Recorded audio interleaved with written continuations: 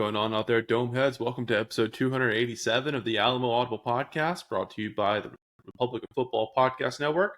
This is your host, Jared Kalmus, joined by my co-host, Adrian Bermudez, to break down UTSA's first conference road win in 2 whole years. That is strange. Triangle traveled. UTSA gets the road win in Charlotte, the hostile 49ers stadium, where the Charlotte 49ers had one win on the season, and UTSA very unconvincingly gets a 3-touchdown win. Actually, stat-wise, played extremely well football. Sheer domination. Complete domination. Yeah. I mean, it's unbelievable. But unable to finish, a lot of self-inflicted wounds, a lot of mistakes made that just stalled out drives or turned over drives, just weird things. And it's funny because they also played really, really clean. Only 2 penalties on the day for UTSA. And just mishaps sort of stood in their way from really getting the route going. Defense puts up a donut. And really, really fantastic shutout of the 49ers offense. Their sole touchdown coming on special teams in a kick return touchdown. Yeah, Jared, we can say all these gloating things, but at the end of the day, it was, kind of unconvincing for UTSA and the Roadrunners. What did you think? Yeah, I agree with that. Though I guess when we say the triangle travels, we don't necessarily specify the method of transportation. So I would say it's like more of a slow tumble down a hill to travel versus, hopping on a Learjet. But, it's ironic because when you, like we said, you look at the box score, like UTSA really demolished them. Our guy Parker has a chart that he posts every week of like how bad did your team get beat, which shows the net success rate or something like that between 2 teams to essentially just give you the quick look at like play by play which team was better, taking out all the oddities and the turnovers and just weird stuff that can happen in the game. And I think UTSA's win over Charlotte was like top 3 in the country as far as like blowout for success rate. So on a snap by snap basis, they just destroyed Charlotte. But I think it was kind of fitting because again, it's something that obviously was not talent related, because the talent allowed UTSA to just thrash these dudes. But the execution is what held them back from, really having the kind of performance that South Florida had against UTSA. Obviously they had the talent advantage, but they executed really cleanly. Didn't make a lot of mistakes either. And that's something that's still lacking for UTSA, especially on the road.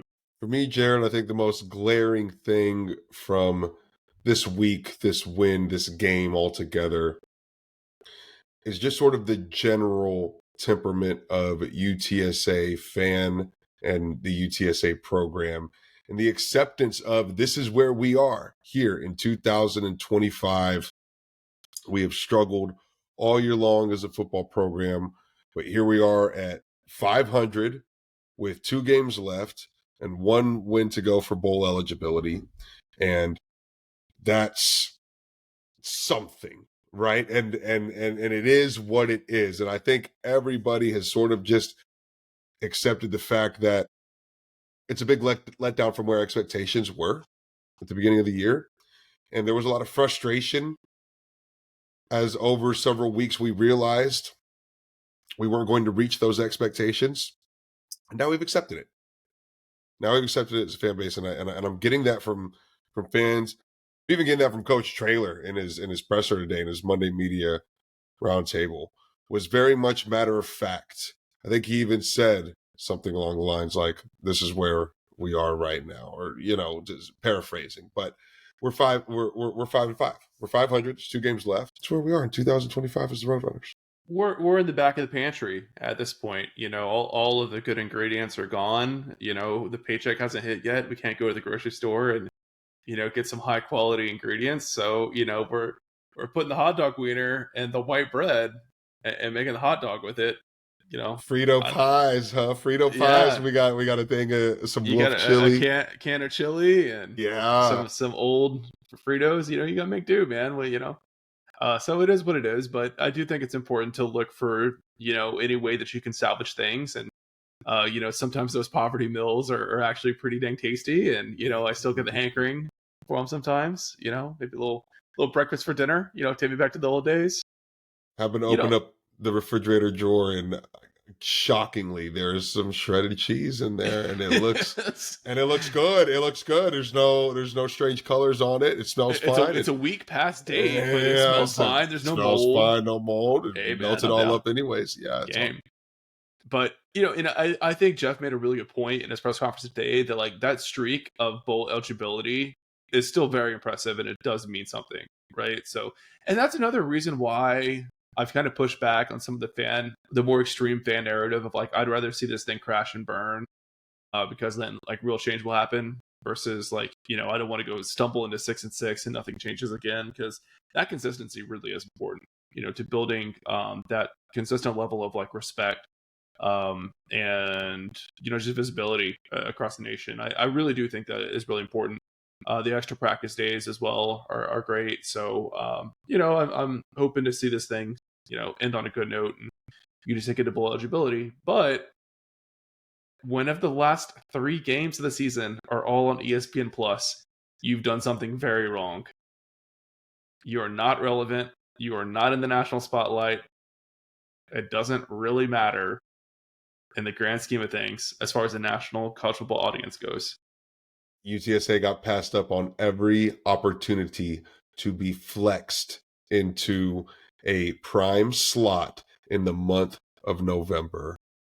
Very brutal reality for a team that was getting meeped on college game day a couple of weeks in a row just 3 years ago, Jared. I mean, stark polarity that we've got to accept. And it's tough, dude. It's really tough. And it kind of goes along with what we're talking about. UTSA had these expectations of being this 9-win, 8-win team, perennial in contention for double-digit final records, right? Or even in the regular season after a bowl game, competing for conference championships year in and year out. It's a massive leap to expect from an average of 3 to 5 games per year that UTSA was averaging at the end of the 2010s, right? And averaging 6-6 is not averaging 9-3 or 8-4, but it's a hell of a lot better than 4-8 was, and 5-7, and 3-9 at one point. And so it's a much higher standard of average of lowest lowest caliber. And so you've got to be accepting of bowl eligibility and a 500 standard if you've been following this program longer than just the back-to-back conference title years. I mean, you go back 6 years pre-COVID, 7 years, and yeah, things were very, very different as far as where our low point was and where our average barometer was. So this is not a horrible spot. It's a little bit of a fall from grace from where you were, but considering what all you've lost, all the turnaround you had from those great rosters, to still be here averaging 500, not what you expected, but not the worst case scenario from what's been essentially a rebuild for I don't know UTSA. if I really like you using the word or phrase "accept" though, because I do think there is space for gratitude and appreciation for potentially extending the bowl eligibility while also not accepting the performance of the program this year. Because I Yeah. don't think there's anyone in that race building or in the fan base that could look you in the eye and say 6-6 was fine for this year. It should have been better. They should have beat Texas State at home. They should have beat Temple on the road at minimum. Like, let's say they go 6-6 in this year. You add those two, and boom, you're at 8 wins. Those are two bad teams that UTSA should have beat. Well, I think we've accepted the fact that we weren't as good as we wanted to be this season, right? But no, the output is unacceptable, and the losses that we've had are unacceptable. The performance has just been unacceptable, and to be 2 seasons going without a road win in It's conference crazy, is dude. so unbelievably terrible of a stat. I mean, it's so bad. It's Well, and so bad. it's not like you're playing a murderer's row of opponents week in and week out either, right? Not in the SEC. You had road loss to Rice, you had road loss to Tulsa, you had a road loss to Temple. I mean, the list goes on and on, you A know. road loss to Tulane. A road loss to dude. It's. I mean, you can rewind a lot of like really really close games that UTSA was just one win away, and then games that UTSA was better than their opponent. So like there's a lot of different it's not just one sort of genre of these games that they've lost. It's been everything. It's been every game, every road game for the last 2 years. That stat is bonkers, man. It's so when we look at those sort of issues that we've had, yeah, it's unacceptable. And I think what's really unacceptable is the fact that there hasn't been that same feeling from the coaching staff. It doesn't feel like the coaching staff thinks it's unacceptable, but for fans, it does, right?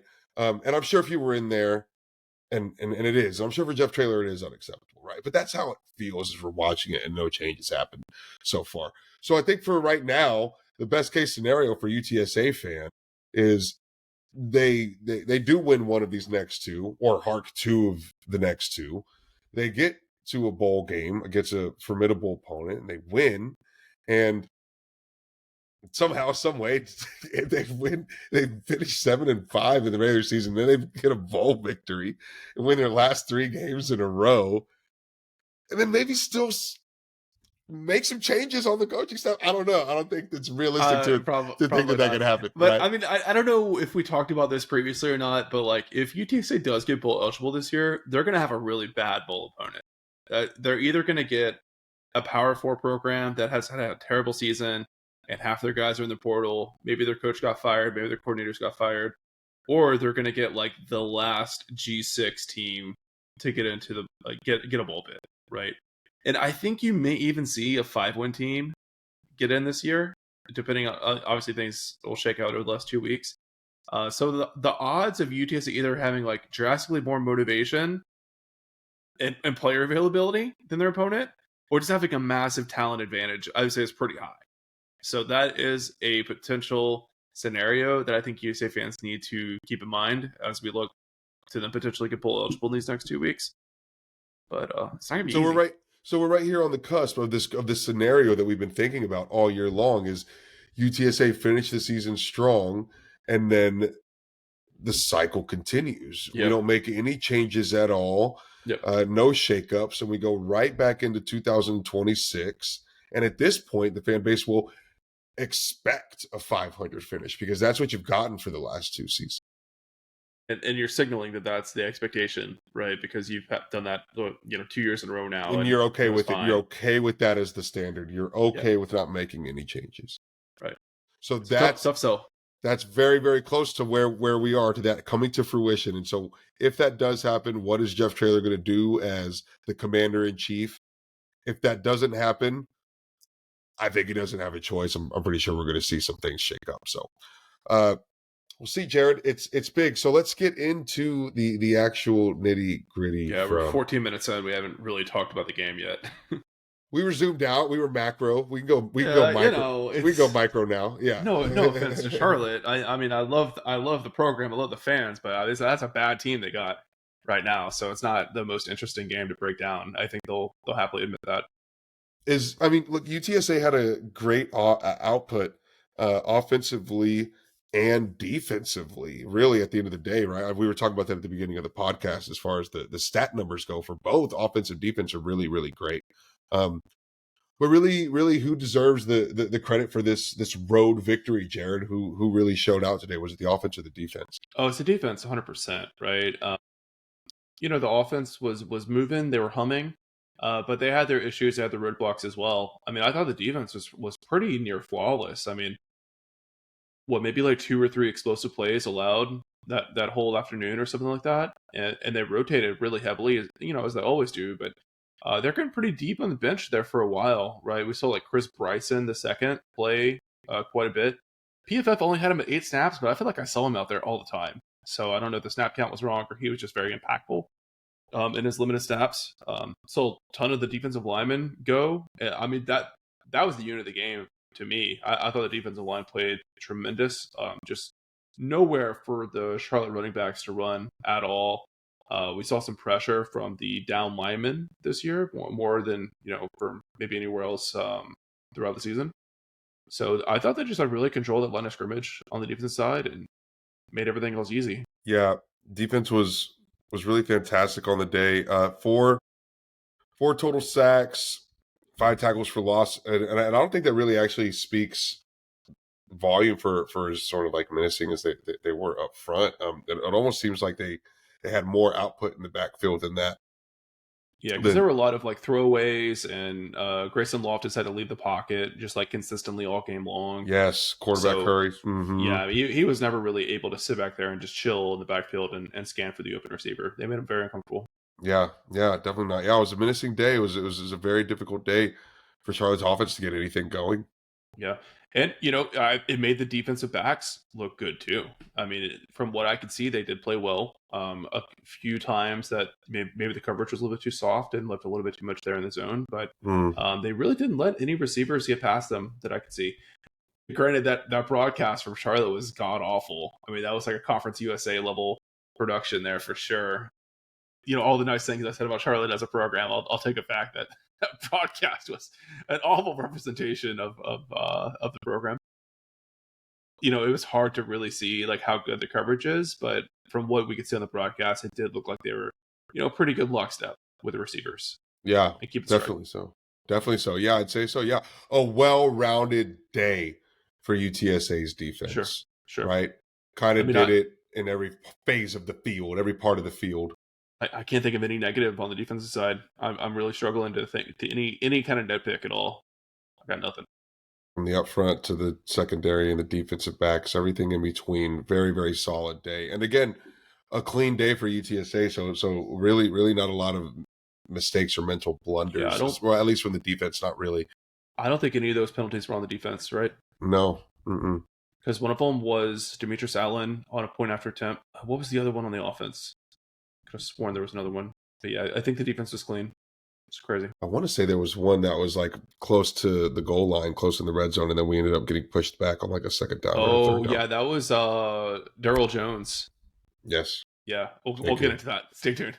Mhm. I know we could probably segue right now. Honestly, I mean, I don't think there's much else to talk about the defense other than they kicked ass. Defense was fantastic. Let's move into the offense. For the offense, they had a great clean day on the stat line, but not so clean in the way of mental blunders and just sort of the I don't know, the chemistry, the morale of the because the chemistry was there, right? The offensive Yeah, output was there, so that maybe the morale wasn't as good as it could have been. Jared, there was an ugly moment.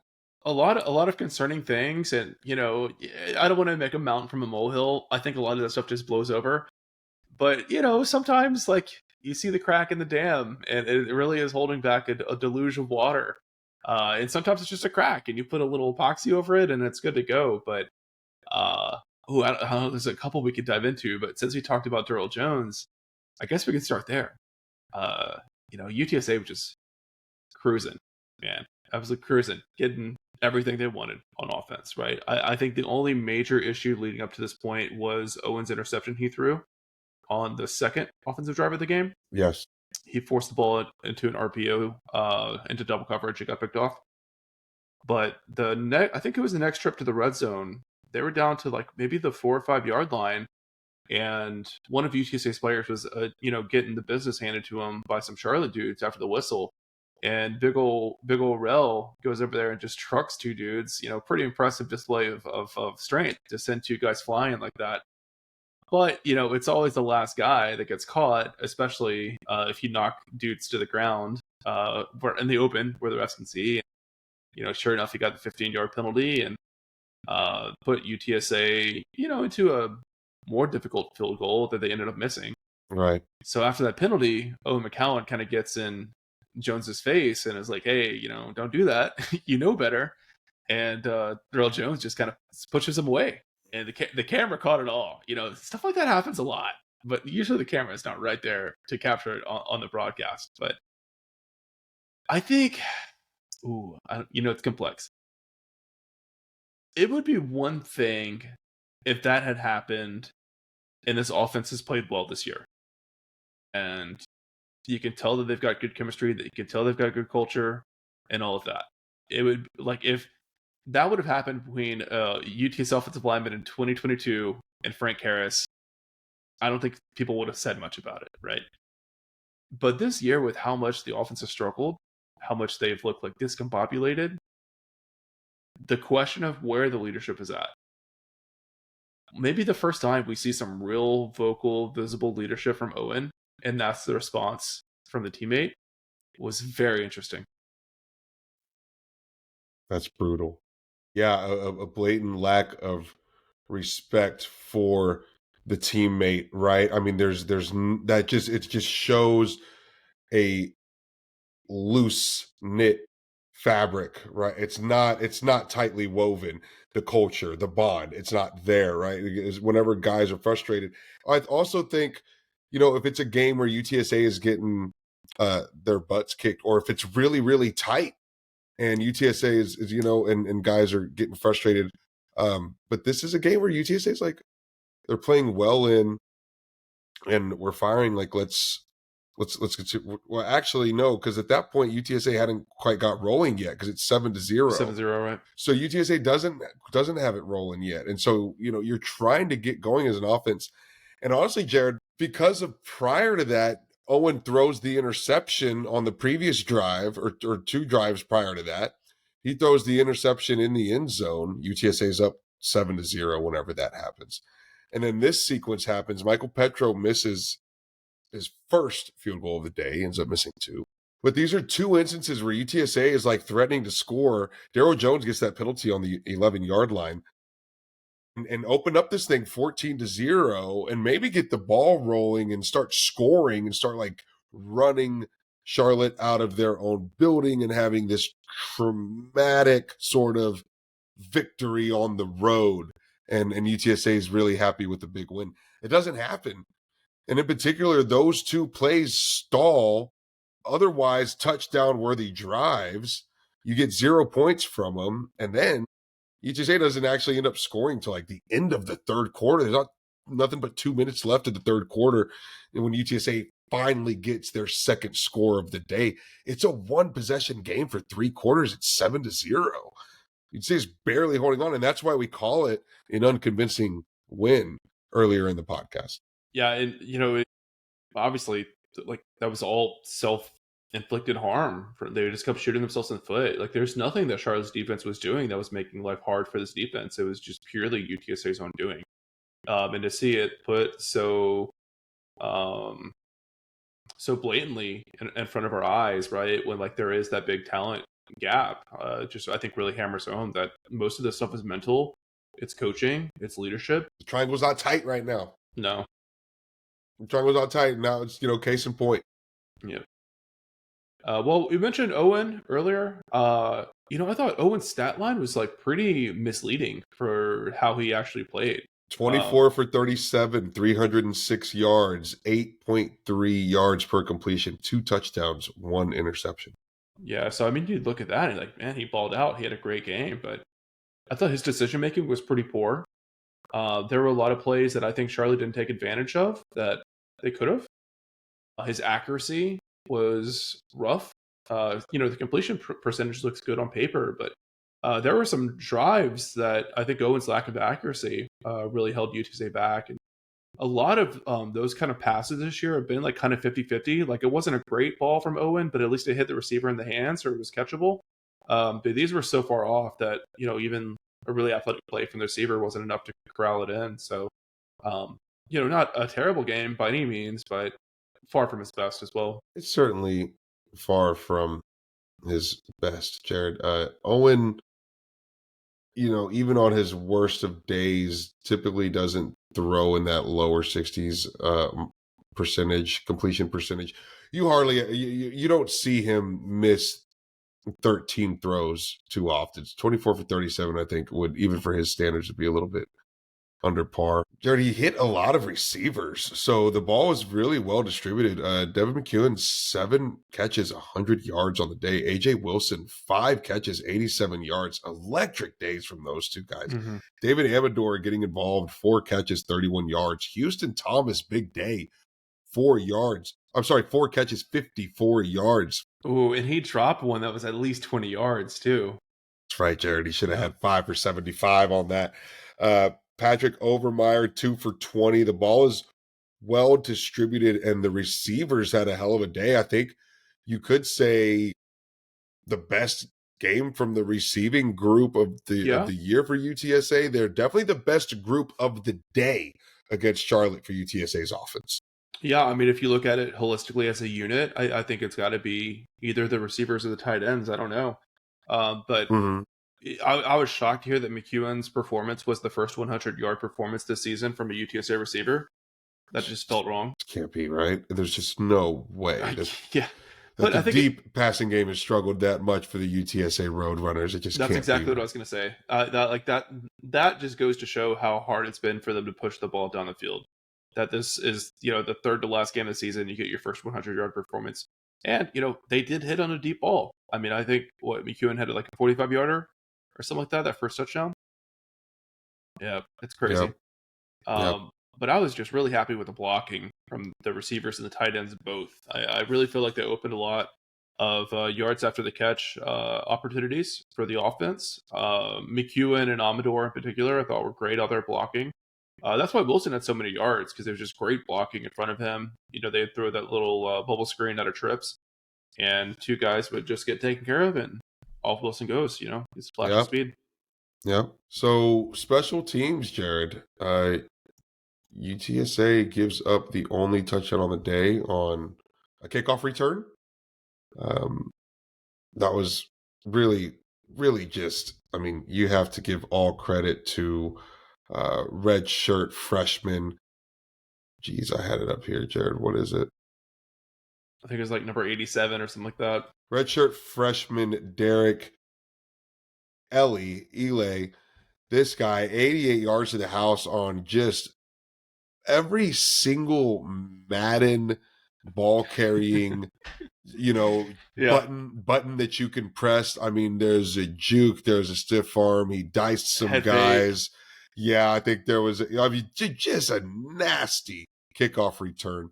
A lot of guys get within, you know, uh, the 2-3 tackle. yards. Yeah, I Yeah. mean, very well to make contact and at least bring him down at some point, and no one can even get a finger on him. It's really impressive running from him, but also really poor defense, really poor special teams tackling and staying in your lane from Yeah, the which is Roadrunners. crazy because that was like some of the best tackling we've seen from UTSA this season. But that one play, Mm, I think that's what leads me to believe it's more of a great play from the return guy than the woes of the special teams unit. But I really put the majority of that blame on Demetrius Allen's penalty that he had after that touchdown. I didn't see what he did on the terrible POS broadcast, but he did something get flagged on a PAT. So that moves the kickoff back 16 yards. We already know that Jafar Murphy does not have a lot of like hang time on his kicks. He's very line drive. But he still tries to kick for distance on that kickoff attempt, which, maybe that's on him. Maybe it's on the special teams coach, Zach Brown. I don't really know. Either way, though, it created a great opportunity for a great return man to get going in the open field. And, you saw some guys knocking off blocks, not a great tackling approach. But I think the penalty is the primary reason that one went to the house. good call. Yeah, I'd say so. Brutal day altogether, Jared. Any other points from Charlotte you want to touch on? I guess Dude, Will there's. Henderson, are you kidding me? Yeah. Well, The freshman phenom. not just Will Henderson, but Robert Henry as well. So I think we got to talk about the running back room. Will Henderson, 19 carries, 185 yards, almost 10 yards per carry, 9.7 with a touchdown. Filthy day running the ball. It's the first day that we've seen him as the primary ball carrier, not just the primary ball carrier, pretty much like the only ball carrier, the workhorse. Yeah. 19 carries. He was phenomenal against Charlotte. Charlotte was like stacking up against the run too. I mean, they really had a lot of dudes in the box. They were playing close to the line of scrimmage. Like we've seen most of the season from opposing defenses. And Henderson just so many times, like maybe he would have had no gain on the play or gain of 1, gain of 2, and he's just like very patient and he waited. He saw a cutback lane. He saw an opportunity to bounce out wide, whatever it may be, and just let his speed take him away. And him running past a bad Charlotte team is one thing. Like, we know that he has that in him. We've seen it since his true freshman year. But I didn't think he had it in him to have 19 carries on the road and, be super strong through each and all of them. And, even running between the tackles. Like, I completely had this guy chalked up as like a gadget play kind of dude, a jet sweep guy. And I thought he'd be a good player for UTSA, right? Like 5 touchdowns a season kind of output. This is something different, though, and very different. Premier back status is what that was, that performance there. And Robert Henry getting 8 carries, but only 1 yard on the day. Pretty uninvolved. I mean, he had plays go for positive yardage. I think he had a 6-yard carry, 5-yard carry, but lost some too. Marion Peterson, 6 carries, 26 yards. So got to mention his name. But Robert Henry, man, Jeff Traylor vehemently emphasized today during his Monday media press conference that Robert Henry is the starting running back for UTSA. Yeah, and he's right to do so. I really think Traylor and his staff handled this whole situation perfectly. When a guy runs for negative 30 yards in a play, he's got to come out of the game. And I think he maybe came out for a series and he came back in and he had a short run, gain of 1 or something. He kind of like threw the ball at the ref in like a kind of sultry manner. Mm-hmm. You know what I mean? And I think that's probably what got him pulled, was like the negative play and like the lack of maturity to just flush that and go on. So I think benching him for the second half was good. I hope that he's mature enough as a team leader to understand why that happened and know that it's not acceptable and know that your coaches are doing it for your own good. Because I guarantee you every single NFL team is going to look at that play and it's going to come up in boardrooms on draft night and it's going to hurt him. It's going to hurt him big time. You have to teach him. You have to send him a message that at this level play, you cannot do stuff like that. When you're in JUCO, and he had this on his film, I remember talking about this in his signing day podcast recap, that I didn't like how much he danced around in the backfield, trying to reverse the field, and I questioned if that would work at the FBS level. And, well, here you go. He's starting to do that again, and it did not work even against a really, really bad Charlotte team. So, I think they did the right thing benching him. I think they did the right thing re-emphasizing that he's the guy, he's the starter in the press conference. And you just come into ECU, you have a great game, and all this is in the past, and it's good coaching to me. I'm on your film room recap, just re-watching the run backwards, and it's bad. Golly, man, he really tries to get back around the other edge after he's already 16 yards behind the line of scrimmage. He turns it up. He turns it up at that point. I mean, it's brutal. It's brutal. I mean, the lack of awareness. You talk about the immaturity on throwing the ball to the ref, but the immaturity to turn around and run upfield the opposite direction is crazy. Dude, the confidence you have to even attempt something like that is wild. I mean, you go back to like backyard football. I mean, that's crazy, man. That's bonkers. Got to be Talk more about disciplined. Doubling down, So, yeah, no, definitely the right coaching move in that moment. Yeah, so, I hope he has a nice bounce back performance against ECU. And I hope, too, it's a moment of growth for Will Henderson as well, because this is Henry's last year of eligibility. And, hopefully he finds a home in the NFL. And, it's looking like Will Henderson could be ready to step right into that RB1 role. So good for him to get that workhorse experience, put a great showing together. Actually, was the season high for single game rushing from a UTSA running back. As amazing as a season as Robert Henry has had, which is really crazy. Look at that. Well, Robert Henry with the single play gashes of 75 yards. Will Henderson doing it through the course of the game. He had a huge one. He had like a 60-yard one, right? So you can't put that past him. But even aside from that, 125 yards before ripping off a 60-yard burner. So tremendous day for Will Henderson. His flowers, yes, we give them to him. Well, I think we about covered it for Charlotte. I got nothing else. 5-5, Jared. 2 games left. We return to the Alamodome, where the Mother Tree Magic remains undefeated. And before we preview that game, I do want to give a couple Patreon shout outs. A big shout out to Aaron Sanchez for joining us at the booster tier over on Patreon. I don't know if I got the timing right on this, but I always laugh when someone signs up for Patreon like in the middle of a game because like their friend is probably showing them the Patreon chat. Like, look at what these crazy people are saying in Someone's getting there. fired up. Yeah, I got to get in on that. Yeah. And someone's like, "Oh, I got to get on this." So I don't know if Aaron actually signed up mid game against Charlotte or not, or I just got the email around that time. But welcome, Aaron. Hope you enjoy being a patron. And I hope our board of trustees continue enjoying being patrons. That includes Digiteek, John Otwell, Gary and Ruben represent the UTSA Burger Tailgate, Ray Redding, Andy Elizada at Proficient Benefit Solutions, Ian McClendon, Seeker LLC, Japan Townsend, president of the DFW chapter of the UTSA Alumni Association, Waterman Construction, UTSA Annual Giving, Brandon Padron, UTSA King Bowser, and Runners United, where you can go to www.goutsa.co to support UTSA student athletes. So we'll hit this commute break. I'm going to get a drink of water, and we'll come back and we'll preview the ECU Pirates, who are in the hunt for an American Conference Championship bid. Crazy.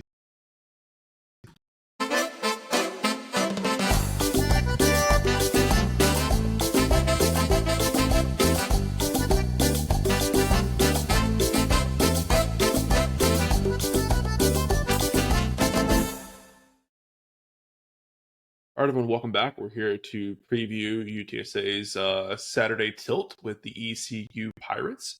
I went on Pirate Radio today. I talked with our good friend Clip, who's been on the show a couple times, and he made a great point that we thought when we would come around and preview this game in November that we would be talking about one team fighting for bowl eligibility and one team fighting for a bid in the conference championship game. It's just that the two teams that we thought were going to be in those positions have inverted, and ECU is 7-3. They're still alive in the hunt for a bid to the championship game, whereas UTSA has got to beat two good teams to get to bowl eligibility. So ECU's a very good football team, Jared. Shockingly, really, really strong, and kind of across the board at that too, offensively and defensively. yeah. It's Blake Harrell's first full year as head coach, right? He took over as interim last year, but I mean, he's really grabbed this thing by the reins, and the buy-in's incredible. They're ferocious. Yeah. Did you get a chance to watch any of that upset of Memphis from this past week? Yes. Dude, Dowdy was rocking, man. What an atmosphere. Just absolute scenes. We've heard a lot about how magic that stadium can get. We haven't seen it ourselves as UTSA fans because we're still new to this conference. Yeah. So to see that stadium like in the primetime spotlight in a huge matchup that's got real stakes. Maybe not for the playoffs for ECU, but definitely for a conference championship. It was just electric. It was just so cool to see and hear the roar of the crowd. I think there was a little bit of a field rush mixed in there as well. Yeah. Yeah, it's awesome. Very happy for them. How does Memphis seem to do just every single year do this, man? They I don't know. Late in the season drop one that they ought to win against a tough opponent, but they should win. I mean, they just going back to whenever we got our upset over Memphis. It's quite fascinating. But ECU, yeah, let's get into it, man. The stat line is just ridiculous for the Pirates, who are at 7-3 overall together, with only one loss in conference right now. Yeah, they get it done on both sides of the ball. Just a really strong, talented team. They execute well. They lead the conference in points allowed on the defensive side. They're second in yards allowed. On the offensive side, they're fourth in the conference in offensive scoring and third in offensive yardage. I don't know if you can find a better combination than that. They are 14th nationally on third down conversions, 51% of third downs being converted, 466 yards per game. They have a lot of output. But defensively, they're extremely good too. Opponents only scoring 18 points on the Pirates defense right now. Salty. Only converting 30%, less than a third of third down attempts being converted by opposing offenses against the ECU defense. They're salty. Yeah, they're a great team. I don't know if their ceiling is as high as USF. I don't think they could put together a full run like Memphis, Tulane have done consistently, but I think they're right there. I mean, I see Mm-hmm. USF as a step above, and I think ECU is right neck and neck with the rest of the conference there. Um, we said it last year in the preview that like this is a really well built roster. If you just look at these guys on the TV broadcast, they look like some football players, man. Mm. They've done a really good job of scouting, recruiting, developing, all of that kind of stuff. But what's really changed for them is they found some explosive pieces on offense that they didn't have previously. And that's just like, they already had a great defense and they brought that great defense back for another year.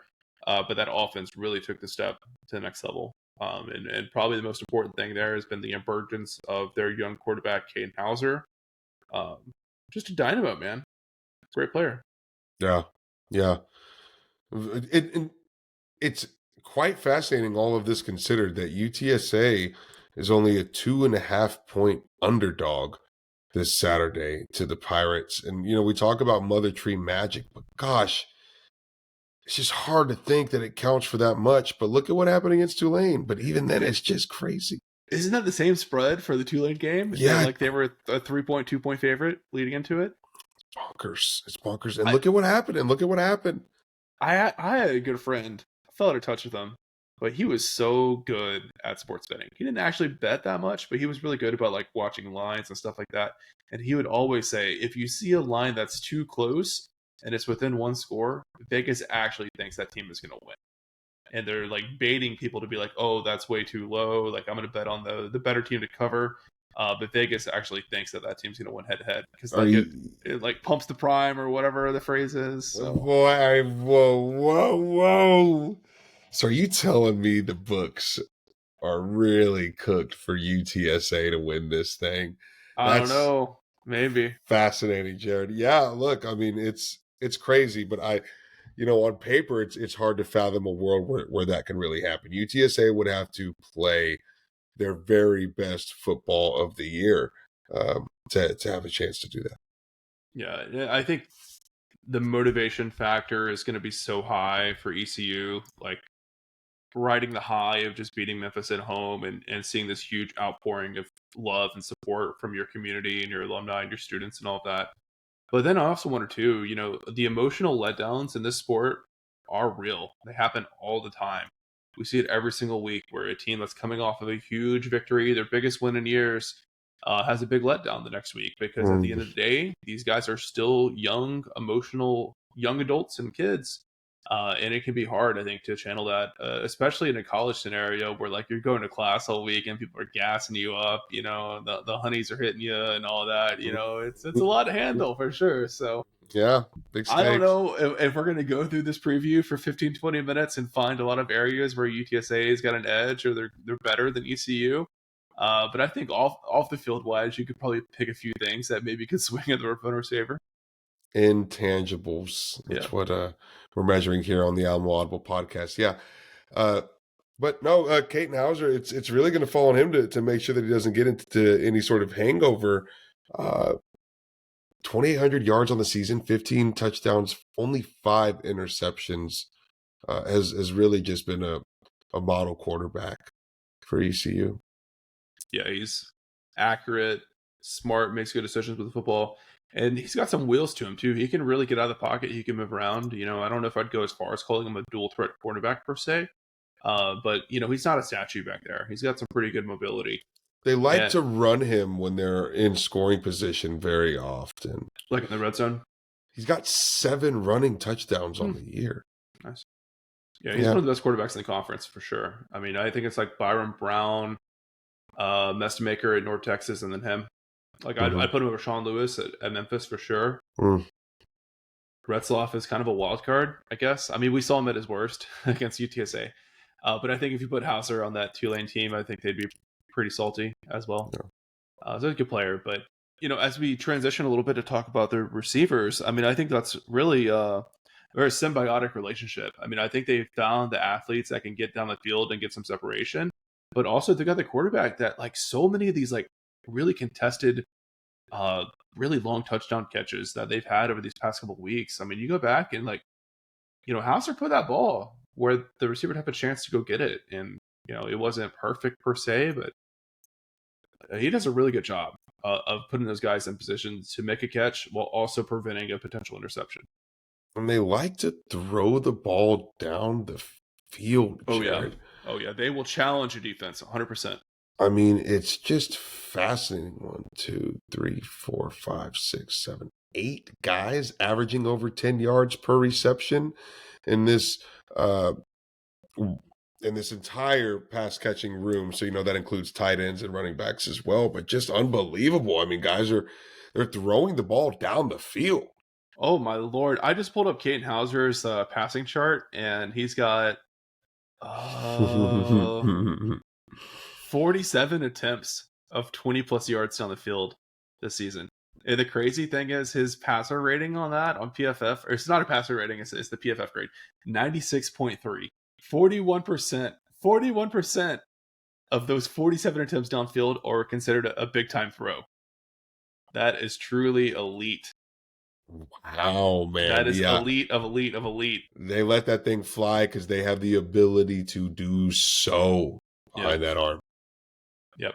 Yeah. So yeah, 3 guys that he likes to target the most. All 3 of them can get downfield in a flash, and they can go up and they can high point a ball and they can come down with it. They are true weapons. Best receiver trio in the conference. Yeah, sure. Yeah. University of Hands at East Carolina right now. That's what that's what it is. Anthony Smith, Yannick Smith, and Brock Spalding, all averaging over 13 yards per catch. I think Yannick Smith is probably the best all around from what I've seen, but Brock Spalding is fierce. I mean, he's one of those guys that's super physical. I just really like watching him play. I think he's going to be a tough matchup, especially against a guy like Jacavian Rogers that's a little bit on the slider side. I think he'll struggle a little bit with like Spalding's physicality and just sheer muscle. Yeah, and Yannick Smith, the youngest one of that trio. Yeah, he's only a sophomore, right? Yeah, only a sophomore. Yeah, Anthony Smith, a senior, Brock Spalding, a junior. And you can't scoff at the tight ends who get involved either. And that's Desiree Riles and Javante Connor, both with some big numbers catching the ball as well. Only catch a couple of balls per game, but they're always for tremendous plays. Yeah, their offense is what I would like UTSA's offense to look like more often. Yes, I think UTSA does a better job of utilizing their tight ends. They may have some better pass catchers at tight end, but I just love the way the ECU could pound you a little bit, and they play a physical game. And at times it may look like the offense is a bit sluggish. And I guess the Sincere McCormick years were like that for UTSA too. McCormick was not a consistent like 6 yards a pop kind of guy. Like he would pound you 3 yards, 4 yards, 3 yards, 4 yards. But then it opens up that deep shot, and UTSA had the receivers to go out and make those big time plays like ECU has with that big 3 trio of their own that they have. So a really fun team to watch, man. They're tough, dude. They're blue collar, but they're very, very talented too. So running the ball out of the backfield, you have sophomore running back London Montgomery, who's averaging about 5 yards per carry, 7 touchdowns, and there's a little bit of that kind of same style that you're just describing with Sincere, but kind of peck at you, just enough. But everybody ultimately knows what Hauser's going to do. Yeah, there's no keeping that under wraps. Yeah, not that Montgomery's not a good player or anything like that, but I mean his role is to bring those safeties up into the box just enough for Hauser to get it over the top and go get the big play. Carry the ball 12, 13 times per game, right? Not have to have a huge workload, but he's been efficient whenever he has to get on the field. And Marlon Gunn Jr. has as well. Both those guys averaging over 4 yards per carry. Yeah. Well, on the defensive side, that's a unit. I mean, it's one of the similar to USF. They're a defensive unit that I struggle to really like preview very effectively and efficiently because there's just so much talent everywhere and they're so deep. Because they rotate a lot of guys, you don't really have the dudes that are piling crazy stats. It's just a great defense overall. I think like one of the coolest stories is probably the defensive lineman Zion Wilson. So former walk-on for them. That's like we've seen a history of at UTSA. They got him in, and he's worked really hard, developed and built his body out. Now he leads the team in sacks with 5, 8 tackles for loss on the year. But just one piece of a defensive line that Man, they got some dudes. They got That some real talent. that tackles for loss number also leads the team, Jared. So he's the team leader in sacks and tackles for loss with 8 tackles for loss and 5 sacks. Yeah, man. Yeah. I think the defensive line, they're very similar to UTSA. Just a lot of bodies, a lot of talent, very physical, very athletic. It's going to be a rough matchup for UTSA's offensive line. Like, UTSA's got a good line for sure, but they're really going to be challenged here. Yeah, again, the spread only being 2.5 is crazy for a team that just seems to be as across the board good Yeah. as ECU. I mean, they're consistently good in every single facet of the game, and they have ball players, right? In sort of all the different positions. hmm Again, it feels like UTSA would have to play out of their minds to beat a That team like or ECU. ECU just comes out really sluggish too, which Of course. I think is what you got to hope for. I think maybe the one area where I think UTSA could have a matchup advantage is like UTSA's front seven against ECU's offensive line. There could be an edge there. I think that could put ECU in some third and long situations. And and accept that they're going to hit some of those long throws to, they're really talented receivers. But if you can just put them in that situation enough that like they're going to have a drop, you'll have the pass breakup here or there, maybe force a throw from Hauser or get a pick, that you keep this game close and, bring it into the last couple minutes of the fourth quarter. Okay. Yeah. Yeah. What A about few other guys on the defense have caught my eye. Damian Wilson, interior linebacker, just a thumper for them. One of the leaders on the defense. And they've got 2 edge linebackers, Kieran Davis and Julian Davis. I don't know if they're related or not, but both of those guys have a couple of turnovers that they forced and are quite athletic as well. Jared? How do you feel about the Alamodome contingency coming into the last 2 games of the year? UTSA has a back-to-back homestand with some pretty good marquee helmet recognition. You got the Sure. ECU Pirates, you've got Army coming into town. These are exciting matchups. What does the draw Yeah, look like for a 500 Roadrunner team competing for bowl eligibility? you're probably going to get a couple hundred ECU fans there too, right? Excitement is high. They've got a lot of alumni in Texas. They've got a passionate fan base. Well, if I recall correctly, whenever they came to the Alamodome, this is their second trip to the Alamodome, correct? Yeah, second or third, yeah. So I want to say 2022, 2023, ECU would have made their first trip down to the Alamodome. It was hmm 2023. UTSA wins 41-27. ECU had their whole entire visitor section ticket allotment bought out, Yeah. sold out. They were heavy in that one particular section of Alamodome seating. Yeah. hmm And they brought the ruckus. So I would say so. Yeah. Yeah, I remember seeing a lot of their fans on the Riverwalk that night as well. Mm, mm. So gonna be some competing But volume. were you asking about attendance from UTSA fans Yeah, I or mean, how do you think people atmosphere? come out after such a low showing against Tulane from UTSA attendance? Now 500, competing for a bowl eligible spot, getting some more marquee opponents in. What does it look like? I don't know. I mean, I think like a 23,000 to 25,000 sounds about right. It Nothing. improves. It improves. It Yeah. improves a lot from Tulane. Like a Well, significant. Tulane was a Thursday game and it was Halloween week and all that. That So Thursday, I think, really hurt. Yeah, that and the was it apathy. was it the Spurs season opener? The Spurs had a big game, something like that. I mean, there was a lot Yeah. going against the attendance trends in that game. So yeah, I Mhm. think you'll see an uptick. I don't think it'll be a great crowd, but it'll be decent enough to have a decent atmosphere in there on a Saturday. Respectable for the ESPN Plus cameras. Yeah, Okay.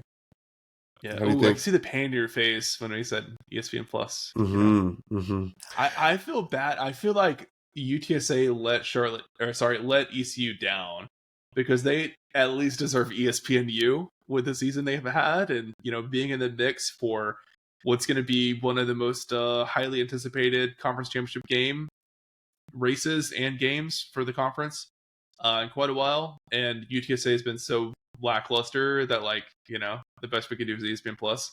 Yeah. That's 100% on UTSA. ECU did their part to get the spotlight.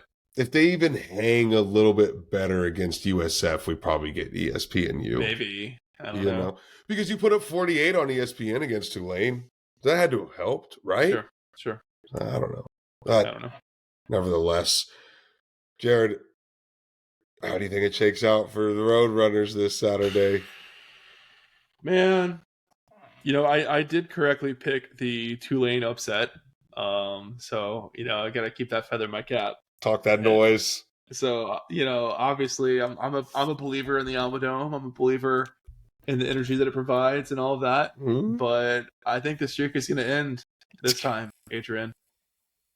I really do. I just I like this ECU team a lot. I think they're very, very tough. I think they can go blow for blow with UTSA easily. And I just think like the motivation for them is going to be sky high right now.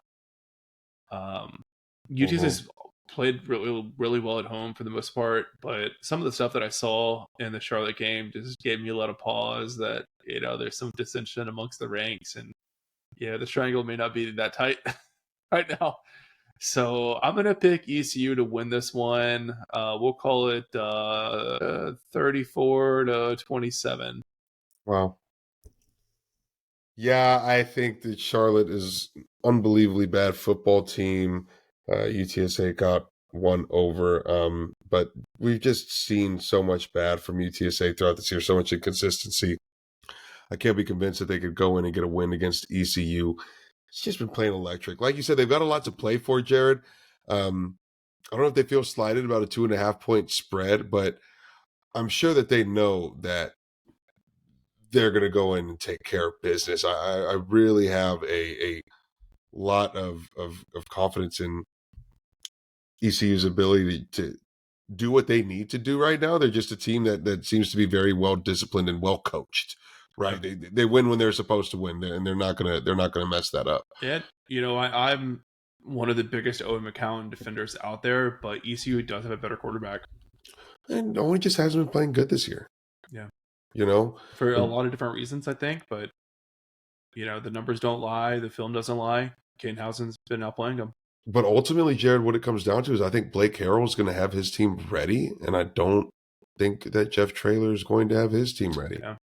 That's how the trends have moved throughout 2025. Is Blake Harrell a sleeper pick for some of these like open jobs that are out there? Because like you see every top AAC coach listed for all these jobs, but the sample size is too small. The sample size is too small to really like.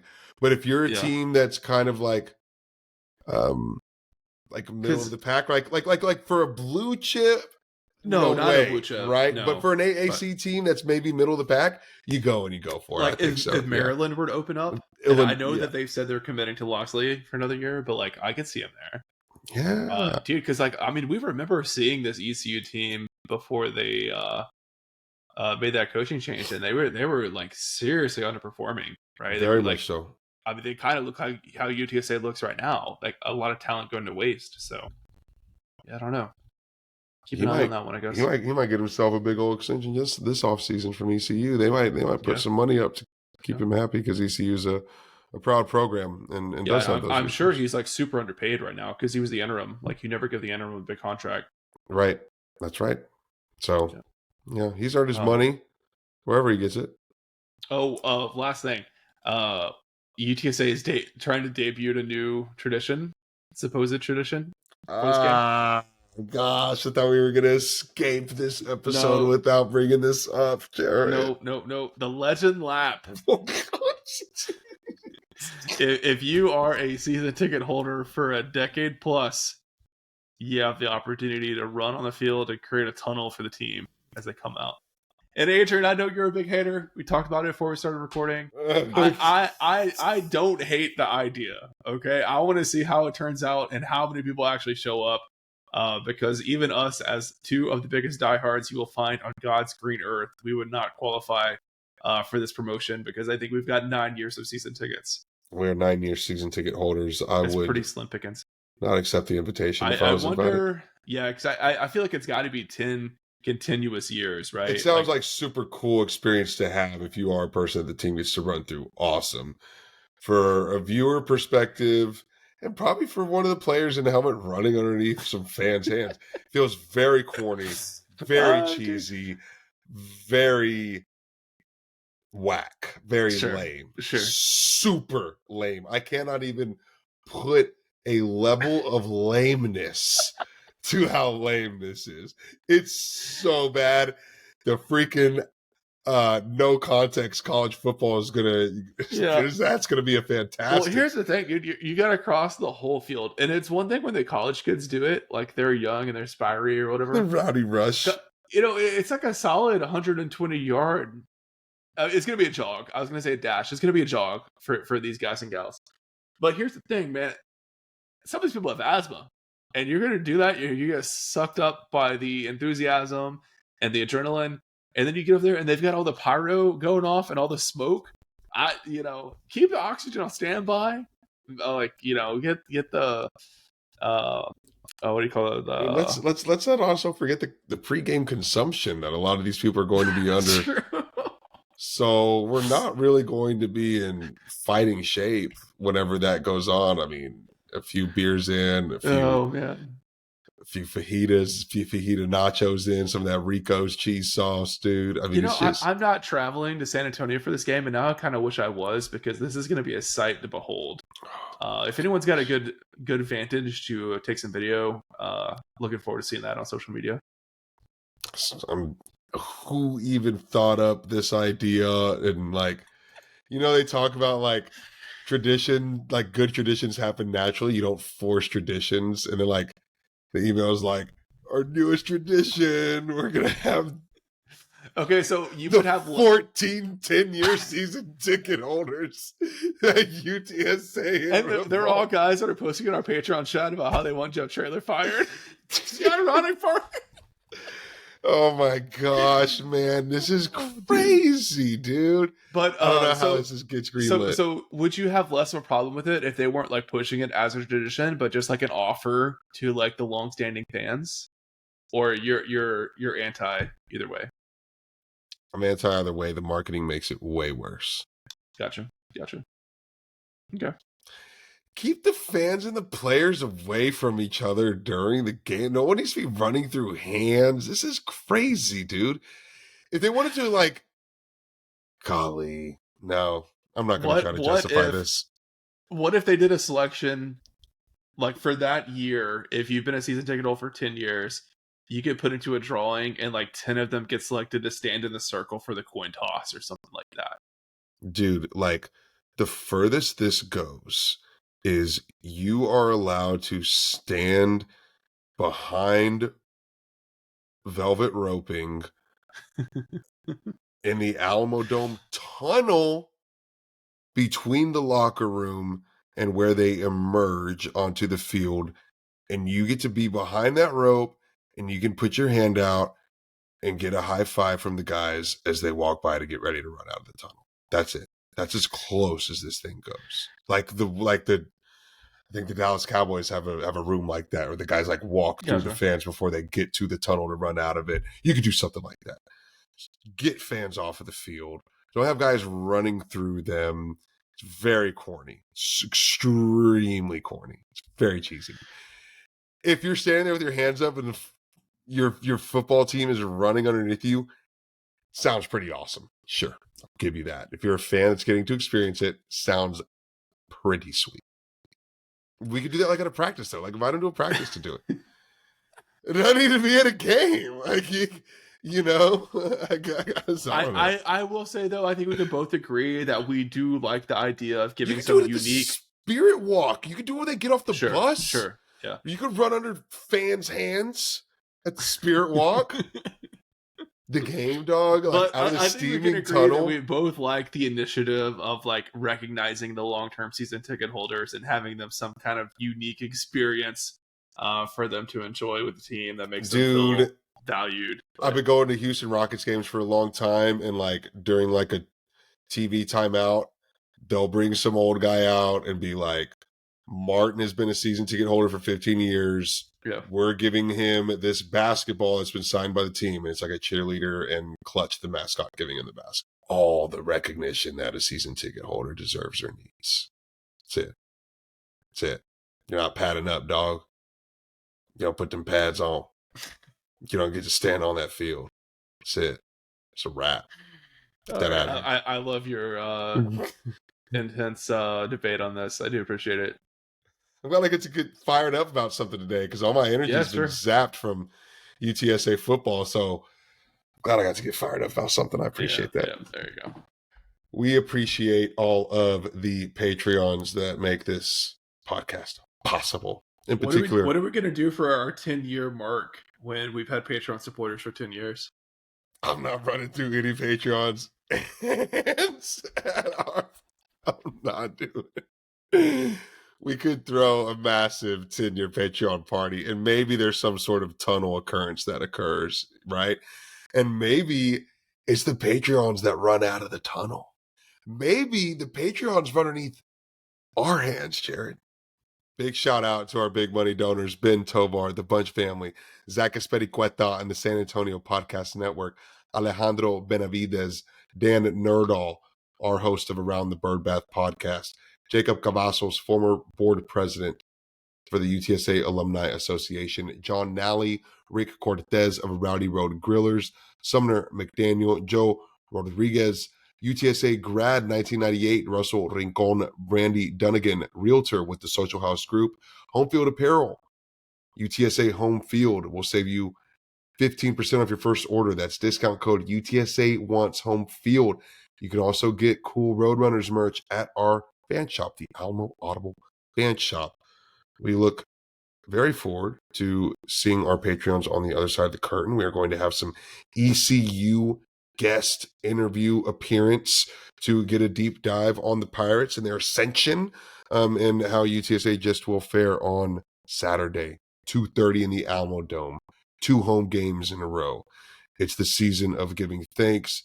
Be thankful for being 500 in 2025. You don't have to be accepting of it, as Jared says, but we can be thankful for it. Yeah, it's 2 different things. God bless and birds up.